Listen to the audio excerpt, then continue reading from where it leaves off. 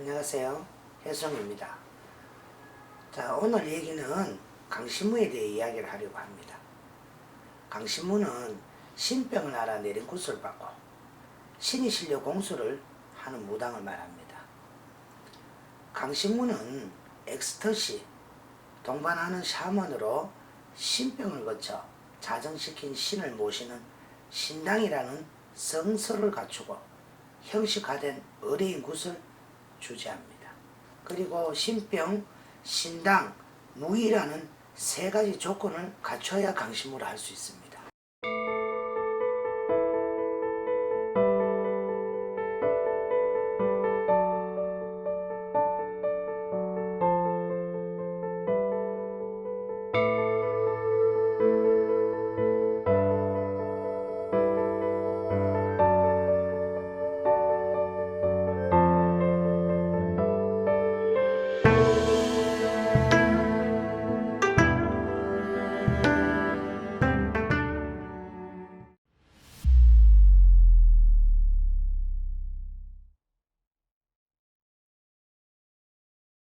좀 더 구체적으로 강신무의 특성을 살펴보면 강신체험이 있고 세습되지는 않습니다.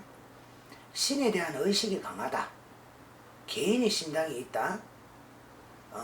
구슬할 때 타악기와 빠른 도모를 통해 엑스터시에 몰입하여 공수를 하고 신으로서 역할을 하며 무복이 발달되어 있습니다. 단골 제도는 없고 분포지역은 한강 이북에 많이 분포되어 있습니다. 특성을 지는 그런 경우이기도 하지요. 신의에 따른 강신을 통해 점을 쳐서 미래사를 예언하고 구슬할 때에는 사제인 동시에 몸의 신을 접신하여 신격화하기도 합니다.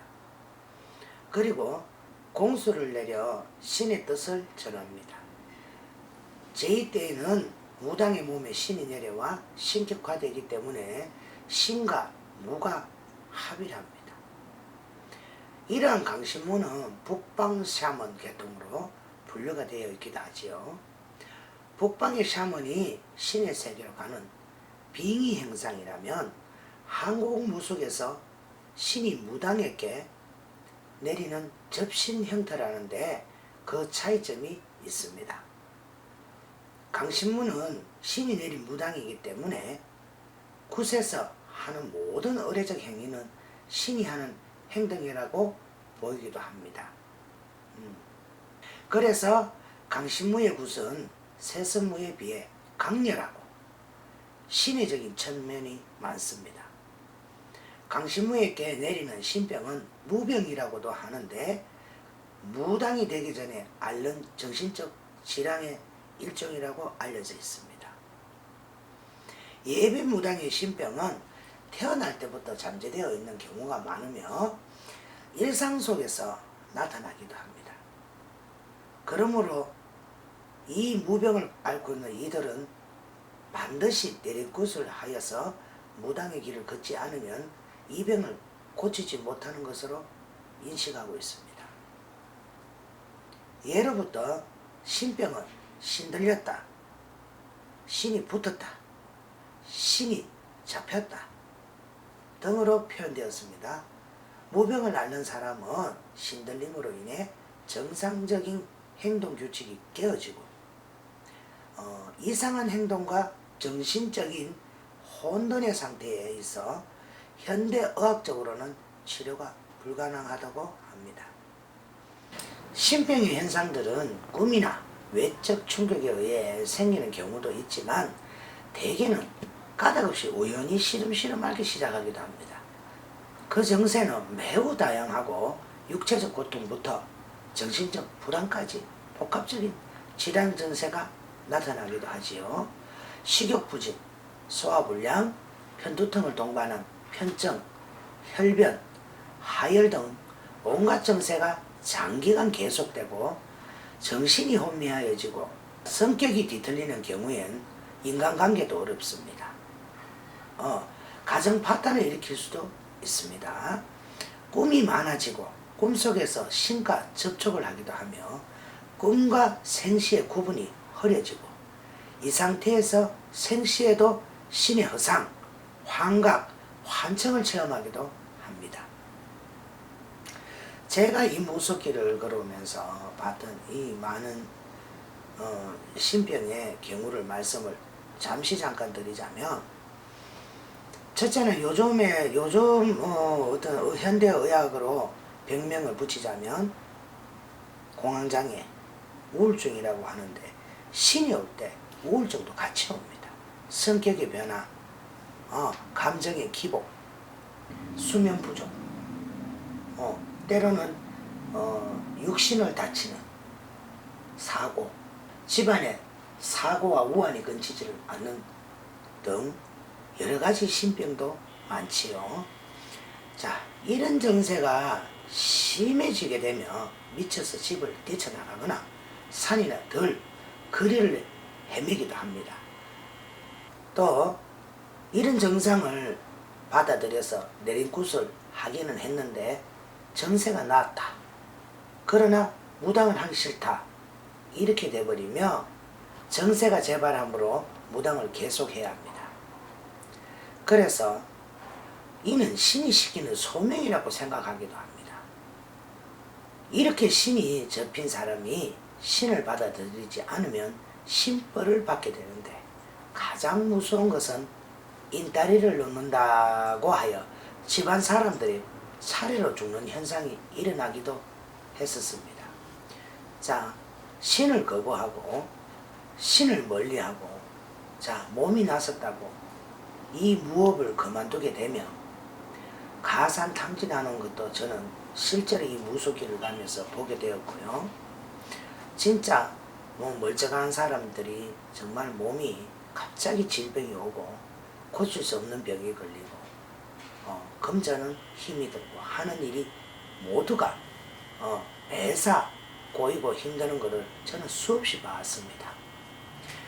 자, 여기서 강신무가 무당이 되는 과정을 살펴보면은 신병을 앓다가 무당을 만나 내린굿을 하고 무당이 됩니다. 이는 신굿, 신내린굿, 명두굿이라고도 합니다.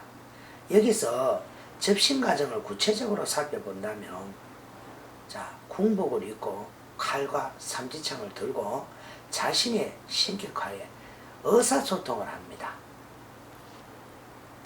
무당이 신내리는 과정에서 천천히 춤을 추며 제일 먼저 모자나 부채나 칼, 그리고 소매자락, 그리고 술띠 하나를 놀립니다. 무복이나 무구의 신이 따라온다고 생각하기 때문입니다. 내린굿을 하며 예비 무당의 신병이 낫고 무업을 시작하게 됩니다만, 신굿을 주재한 사람은 경험이 많고 나이도 지긋한 무당이 대부분인데, 남자이면 신아버지, 여자이면 신어머니 관계를 형성하게 됩니다. 이때 내림을 하고 무업을 시작하는 무당은 신아들, 신딸이라고 하며 신애기, 애동이, 애동제자 등으로 부르기도 합니다. 본격적으로 무업을 익히고 학습 과정이 시작되며 무학장단을 익히기 위해 악기를 다루고 춤과 노래를 익히고 재상 차리는 법, 무속적 상징을 갖고 있는 무구를 다루는 법 등을 학습하게 되어 있습니다.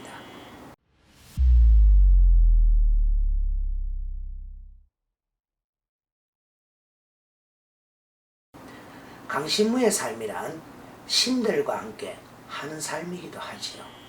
신당을 마련하고 새로운 삶을 시작하는 공간적 터전을 갖추는 것을 의미하기도 합니다. 내린굿을 통하여 신부모로부터 운세에 대한 전수관계가 맺어지고 종교적 삶을 위한 신당이 마련될 때 비로소 신내림 단계가 완성되었다고 할 수 있습니다.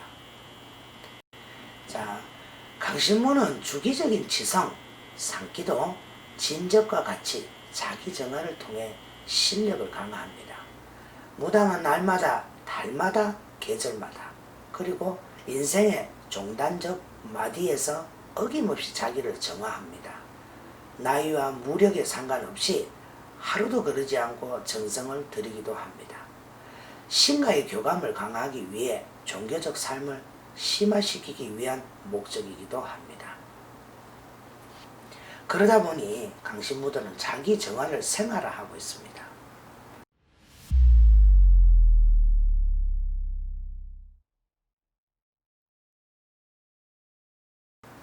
자, 여기서 오늘은 강신무에 대해 말씀을 드렸는데, 제가 생각하는 강신무는 정말 타고난 사주팔자에 있어야 된다고 봅니다.